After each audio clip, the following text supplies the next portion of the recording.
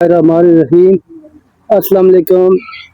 ਤੁਸੀਂ ਵੇਖ ਰਹੇ ਹੋ ਚਕਵਾਲ ਧਨੀ ਪਲੱਸ ਤੇ ਅੱਜ ਸਾਡੇ ਨਾਲ ਮੌਜੂਦ ਹਨ ਚਤਾਲ ਦੇ ਪੰਜਾਬੀ ਜ਼ਬਾਨ ਦੇ ਸ਼ਾਇਰ ਹਨ ਹਾਜੀ ਆਸਿਫ ਨਵਾਜ਼ ਸਾਹਿਬ ਤੇ ਇਹਨਾਂ ਕੋਲ ਅਸੀਂ ਮੌਜੂਦ ਆ। ਇਹਨਾਂ ਕੋਲ ਪੁੱਛਦੇ ਹਾਂ ਜੀ ਇਹਨਾਂ ਪੰਜਾਬੀ ਸ਼ਾਇਰੀ ਕਿਉਂ ਸ਼ੁਰੂ ਕੀਤੀ है ਤੇ ਇਹਨਾਂ किस किस मौजू ते शायरी लिखी है। हाजी साहब अस्सलाम वालेकुम। वालेकुम सलाम।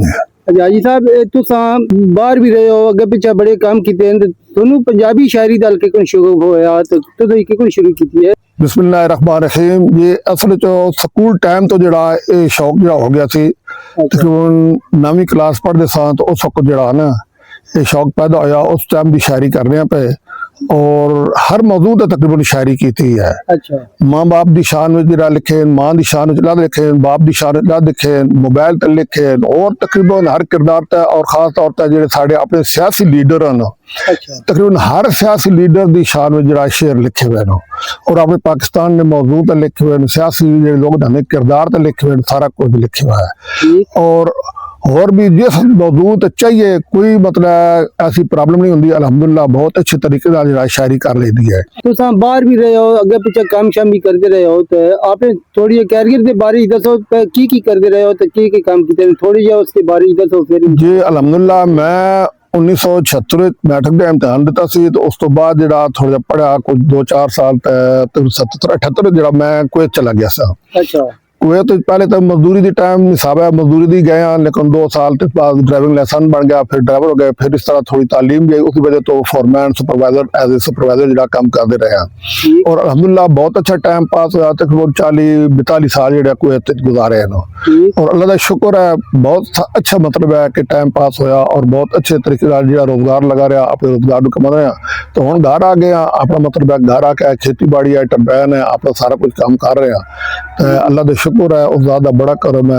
जेड़ा खास मौजू केड़े चुने पंजाबी विचों क्योंकि साडा लहजा जेड़ा पंजाबी धनी लहजा ते तुसा पंजाबी शायरी विच कीती है केड़े मौजू ते तुसा शायरी कीती है पहले तुसा दस्या एकदम फिर दसो तो चार ये मौजू दसो जिस तुसा बहुत ज्यादा काम कीते हुए या उस मौजू ते कोई लिखिया हुआ है। मैं दस रहा कि तकरीबन जितने भी सियासी लीडर हैं ना सारे दे शान में तकरीबन शायरी की हुई है। अच्छा असा मैं जेड़ा मेरा ताल्लुक है मियां मोहम्मद नवाज शरीफ के नाल मुस्लिम लीग नून का नाम है।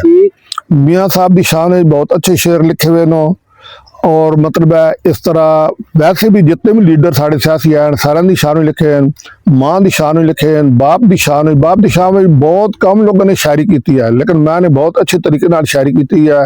और इस वक्त तो जी क्योंकि अपना वज़ीर आला पंजाब मरियम साहबा बहुत अच्छा काम कर रही हैं बहुत ज़्यादा अच्छे तरीके नाल काम कर रही हैं ज़राअत के बारे काम कर रही हैं और वो जितने प्रोग्राम कर रही हैं एक तो एक अच्छा प्रोग्राम कर रही है। इस तो पहले कोई वज़ीर आला पंजाब ऐसा नहीं है जिसने इतने काम किए हों और उन्होंने शान में जरा हुणे कुछ दिन पहले जरा शायरी में लिखी है तो एक या दो शेर मां दी शान दे थोड़ा है ना तो फिर इस अगर सियासत के बारे में ठीक है कहना मीम मां दी के अजमत दसा मां दी अजमत रब जमाल दसदा मीम मां दी मैं की अजमत दसा मां दी अजमत रब जमाल दसदा मां रुस जावे ता रब रुस जांदा मां दे रुतबे नू रब कमाल दसदा जे मां रुसिया बंदिया ता रब भी रुस जासिया मां दे कदमां विच जन्नत ए गल रब आप दसदा कहना के दसा मैं बाप दी शान यारो के दसा मैं बाप दी शान यारो बाप आन बाप जान बाप ही मेहरबान यारो इस रिश्ते दिया ना रिश्ता कोई रिश्ते बाप दे तो बनदे ने खानदान यारो। दीन दुनिया दी इज्जत बाप नाले दीन दुनिया दी इज्जत बाप नाले दुआ जहानां दा फखर भी बाप होया रुतबा बाप दा जे सर तो उठ जावे रहंदा नहीं कोई नामो निशान यारो साया बाप दा जे सर तो उठ जावे रहंदा नहीं कोई नामो निशान यारो की दसा मैं बाप दी शान यारो। बेकदरां नू की कदर होवे कदर बाप दी पुछ कदर दाना तो बेकदरां नू की कदर होवे कदर बाप दी पुछ कदर दाना तो बिन बाप दे यतीम ही रहंदे ने चाहे हो जान गबरू जवान यारो।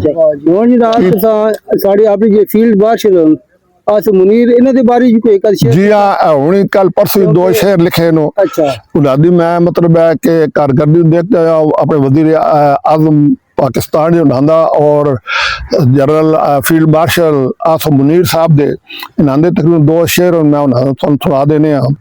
जनाब आसम मुनीर साहब की शान में अपना वज़ीर आला पाकिस्तान मियाँ मोहम्मद नवाज शरीफ दे इकट्ठे शहबाज शरीफ की शान में जड़ा एक 2 शेर लिखे नो ये सुनाने आ। कहंदा लखां गल्लां दी इक्को गल सुनावा, लखां गल्लां दी इक्को गल सुनावा ते सानू किस्सा आसम मुनीर सुनावा। ये ऐसा मर्दे मुजाहिद होया इहदे नाल दा कोई सानी नहीं, कोई दूजा नहीं है, सिर्फ पाकिस्तान में नहीं बल्कि पूरी दुनिया तक कोई नहीं है। ये ऐसा मर्दे मुजाहिद होया इहदे नाल दा कोई सानी नहीं, ओ हथी चढ़िया जेड़ा एक बारी मुड़ मंगिया उसने पानी नहीं।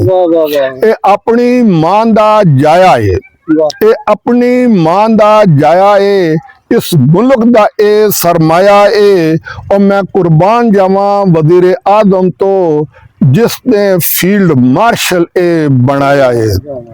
और छड़ आसफ तू तारीफ के कर सै असा कोल के तारीफ होनी है इतनी बड़ी हस्तियां दी बरका फिर भी ओ छड़ आसफ तू तारीफ के कर सै इन्ना रब दा दीन बचाया है। तुसा वज़ीर पंजाब मरियम नवाज शरीफ जेड़ी बड़े कम कर रही हैं, खास करके हर शोबे आस्ते जिथे भी कोई मसला होंदा पंजाब विच बड़े तरक्याती काम भी करेंदी पई है। दूजा जे काश्तकार क्योंकि थोड़ा भी इसी नाल तल्लुक है तो बड़े तुसा इन्हां दे बारे कोई शेर शुरू लिखा?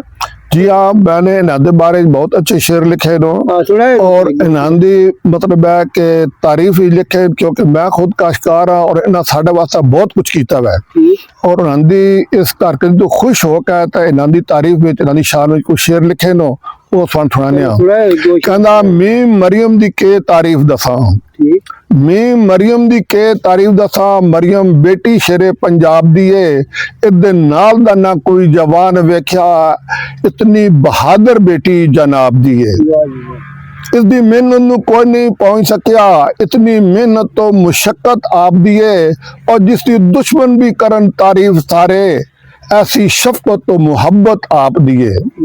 कोई करके दिखावे ए कम सारे जेड़े मरियम साहब ने कीते न कोई करके दिखावे ना, और कोई करके दिखावे ए कम सारे जेड़े कीते मरियम ने बन के बहन बेटी, इसदे किरदार नूं कोई नहीं पहुंच सकिया, ऐसी वज़ीर आला ए साडे पंजाब दी है। ए अपनी मिसाल है आप मरियम, इहदे नाल दी ना कोई मिसाल वेखी, बड़े वड्डे गबरू जवान वेखे, ओ मरियम वेखी ते बेमिसाल वेखी। कोई हिक कम होवे तो बंदा गिण दसे और जे कोई हिक कम होवे तो बंदा गिण दसे, कीता मरियम ने ऐसा कमाल यारो, रंग भर देते अपने पंजाब अंदर, कर दिता है लाजवाब यारो। मैं मरियम दी तारीफ नहीं हो सकती, ओ भाई तारीफ किस तरह हुआ है, कितने कम हुए, इतने कम हुए कि बंदा तारीफ करदा करदा थक जाता, तारीफ नहीं मुकदी। इस वास्ते लिखा ओ मैं मरियम दी तारीफ नहीं हो सकती, आसफ कलम तैकू एवें घुमावनी है, कागज मुक जासी कलम टुट जासी, तारीफ रहंदी रह जावनी है। आखिरी शेर है, साडी इहो दुआ है रब कोलों, साडी इहो दुआ है रब कोलों, याला मरियम नूं शादो आबाद रखी, और शाला वसदा रवे पंजाब साडा, नाले मुल्क नूं सदा आबाद रखी। बहुत मेहरबानी, बहुत शुक्रिया। क्योंकि मरियम बहुत ज्यादा काम भी कर रही है, उस वजह तो थोड़ी तारीफ बन गई है उन्होंने। ते ए सन जी साडे नाल हाजी आसिफ नवाज साहब जेडे चताल दे बड़े शायर हन, ते इन्हां नाल असां मुकम्मल एक बड़ा प्रोग्राम करेंगे। फिलहाल इन्हां को मुख्तसर जिहा कलाम सुनिया, तो इंशाअल्लाह असां मजीद इस नाल हाजिर होवांगे एक नवे प्रोग्राम दे नाल। उस वक्त तक सानू इजाजत दो। अल्लाह हाफिज़।